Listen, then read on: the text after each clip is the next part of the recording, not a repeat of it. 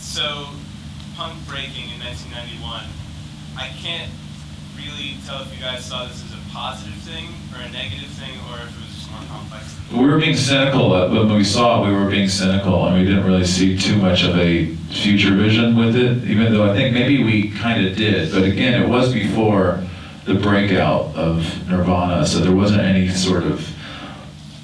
really big commercial punk record that had really cracked into the public mainstream. The title itself is really a joke. That was a running joke, inside joke during the tour, and yeah, it had more to do with the fact that Motley Crue was actually playing Anarchy in the UK. There's two things. It was that, seeing that on television when we got over there, and they're showing Motley Crue singing that song in front of this huge European festival audience, and then the fact that we were playing these festivals, and there were so many people responding to the music. Not just us. We had already been over there a few times, and so we sort of had some kind of profile. Nirvana had never been over there, and nobody really knew their music at all. Don't get me wrong there. Nirvana was there. But they went over there for there was a Sub Pop tour. Tad. That's true. But again, that was a very sort of small thing. And so this was kind of interesting to us, to seeing all this reaction and this response to bands like us. I think we were in some way we were ill prepared, because obviously we're being all very flighty and kind of just, warts and all. I mean, big ones. What? Yeah, warts. Yeah, it's definitely warts and all. Unashamed. The original intention and ambition of this film was that it wasn't really going to be a film. It was before there was any celebrity currency with Nirvana, and when we went on this tour, we had asked them to come along, and because we liked them, and it was we asked Dave if he wanted to come along with his Super 8 camera and just sort of follow this tour, and we were basically, I think our intention was just maybe to put together some kind of independent tour video that we would have just had, and that we probably would have home video release. Yeah, like a home video. And after the tour, we came home. I think Nirvana went right back to Europe, and their record had just come out. Nevermind had just come out, and within 2 months, they kind of did what it did. And I know Geffen Records sort of wanted to make a theatrical release of it if they could. And they kind of drove it into a different gear. But it still obviously is a home movie. Yeah, I want to ask, where did you guys come up with that whole introduction and speech? That spilled out of this man's brain on the spot. Which speech? The intro. We came in late. I haven't seen this movie in quite a while. I think last time I saw it was The with you. whole stream of consciousness kind of poetry thing, where you're kind of dropping references to Bob Dylan, the Fugs, Meat Puppets. We missed it. I mean, it's just bad cerebral cortex expansion that, I'd like to apologize. I'm sorry. But again, it's a good 12 years down the road, and we're adults now. I mean, the movie's kind of strange and odd, but if you look closely, you'll see some kind of traditional nods to the films of the 1960s, and especially the rock concert films of the 70s, which I was trying to pay homage to, trying to be something more like, it had a lot of performance in it, something more like Song Remains the Same or something. We didn't realize without a budget, of course. There was no budget. It was very reckless. I mean, Dave came over with his camera, and I think his camera broke as soon as he came over there. And there was some concerns, like, why do we fly this guy over here and his camera doesn't work? The third day in Dublin, the year my camera broke. And so we got a line on a good working Elmo, and it was waiting for us in London, and so we figured by the time we got to London, we'd pick this camera up. So Dave, in a sense, was like, he was like dead weight on the tour. He was just like... For a few hours. I shot the whole film with one camera, and I used existing light in the clubs, and sometimes I was kind of dodgy. And did you use a pogo stick? I forgot to take my Dramamine. Apologies to people in the front row. I know. I mean,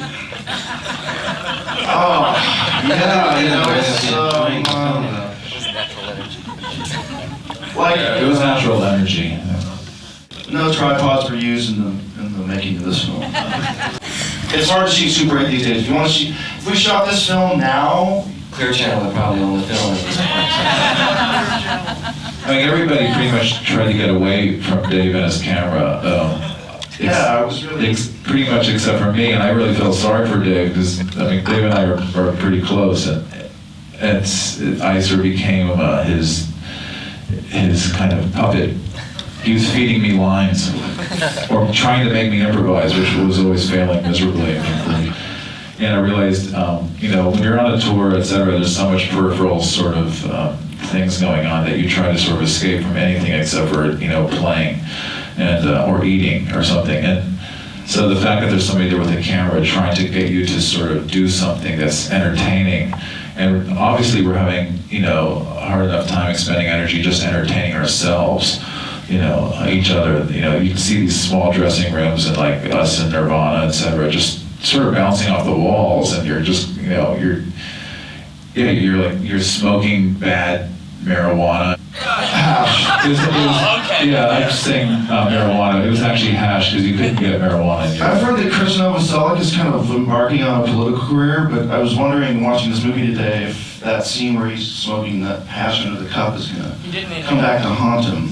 The one thing I like about this movie the most is the hyper editing of it. I mean, there's so many little clips that go by that just exist for like 2-3 frames of like a baby's face. And so when Dave was editing this film, and he was editing it here in North Hollywood in the back room of his friend's house. Dave Travis, who's here. Dave Travis, who Stand up.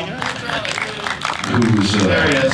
amazingly beneficial to them. We edited it in the height of Nirvana Mania in '92, so it was kind of weird. It was kind of being under a microscope.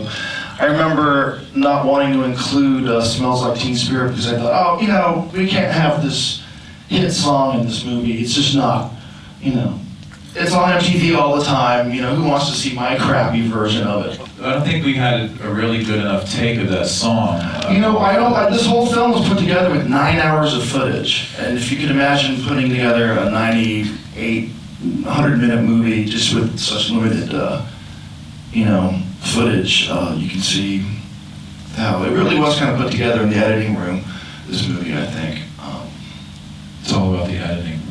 When you destroy a bunch of instruments in these shows, what did you do the next night? Did you go to a local guitar store and find some stuff? We didn't usually destroy them. We actually, sometimes we did, unfortunately, but usually the guitars we use are pretty resilient, so we just kind of tape them back together with gaffer's tape and go out the next night with them. No, well, Nirvana did destroy. The first time I saw them, they destroyed everything. Yeah, that was the had last on show. stage. And they were in a band and they had no money. And I asked them, I said, well, what are you going to do about tomorrow's show? And they said they didn't know. They completely incinerated everything on stage. There were these great gigs, and Nirvana had completely stepped it up. I mean, we had played with them in the States a few times, but all of a sudden they had Grohl in the band. And I remember when we did the first show in Ireland, in Cork. And that's when we first met Dave, and he just took the band, and the band as a unit really sort of became something special. We've also been sort of in the process of like listening to old records that we've been remastering for like reissues, and it's kind of it's kind of scary in a way for me. I don't know. I feel like there's these real sort of primitive qualities that I can never sort of return to. That in some sense I miss, but in some sense I'm glad I'm kind of past in a way as far as development is concerned. But, I don't know. That movie is kind of, I don't know, maybe it's real sort of intimate with us because it's just so sentimental. Seeing a band like Nirvana, we're just sort of, at that point, we're just so incredible, and it's really nice to see that again because it was so much fun. Just like it was so exciting. Or even seeing a brief clip of our friend Joe Cole in the movie, who has been dead for 13 years now, which is, seeing Joey Ramone, of course Kurt, It's bittersweet. Some of the best stuff was not in the movie. I mean, it was like almost every day and all day we kept doing things and saying things when the camera was off that we were just like looking at each other and going, God, I can't believe we missed that. And I mean, I remember one night walking off stage, and it was a pretty terrible show we had. I think it was pretty dead in the water. And I remember Dave standing there with his camera, and it wasn't on, and Kim just walked up to him and said, like, she was like, that was like a dry hump.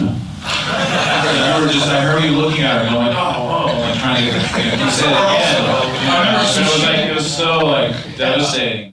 I remember when the Ramones were playing, because we all had access to sit right in front of the Ramones and the audiences at nighttime, and they were just like, the European audience freaking out. Festival stage. And I remember we were just sort of sitting there right underneath the stage, so close, and we were just looking straight up. And I think your angle was kind of like that too. And I just remember we were sitting there, and Kurt, who had never seen the Ramones before, and he was excited that day because they were playing.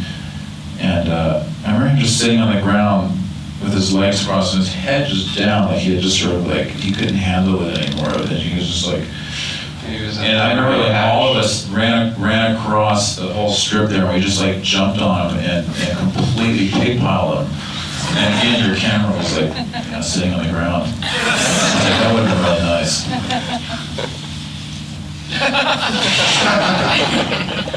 Any questions for Jay, perhaps? Question for Jay. He's really talkative. We saw you at the El Rey Open for Evan Dando with Cobra Verde, and I was just wondering if The Fog or maybe Dinosaur Jr. were ever going to tour around here again. Oh, I've got no plans right now. Any more questions for Jay? Doing stuff with the Stooges, I think. Jay done the Stooges. He got replaced by the original members. Have you made any other projects that we can see? Oh yeah, I've done them. What kind of stuff have I don't know, a lot of stuff. I have a website, Love dolls. WeGotPowerFilms.com, and that kind of details my body of work. I've been making films since I was 13 years old. I'm doing a lot of stuff right now. I'm getting all my old films on DVD. That's what I've been kind of working on in the past year.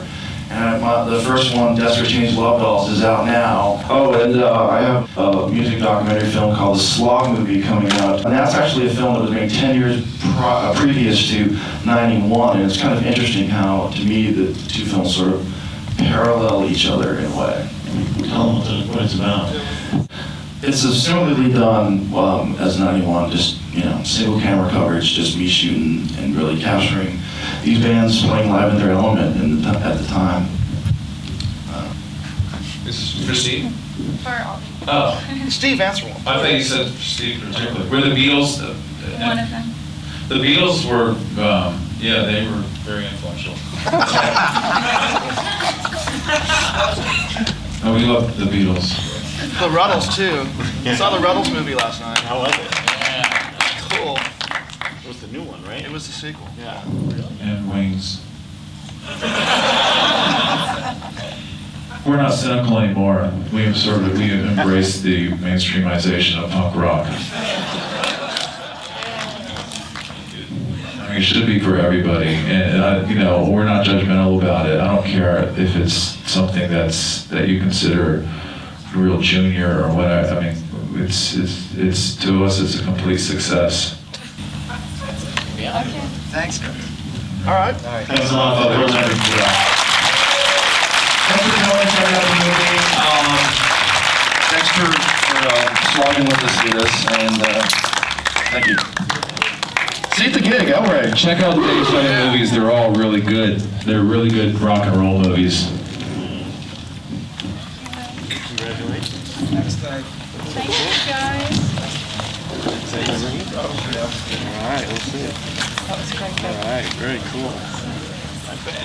We got power. Who, your teacher? Cool. I met him. Yeah.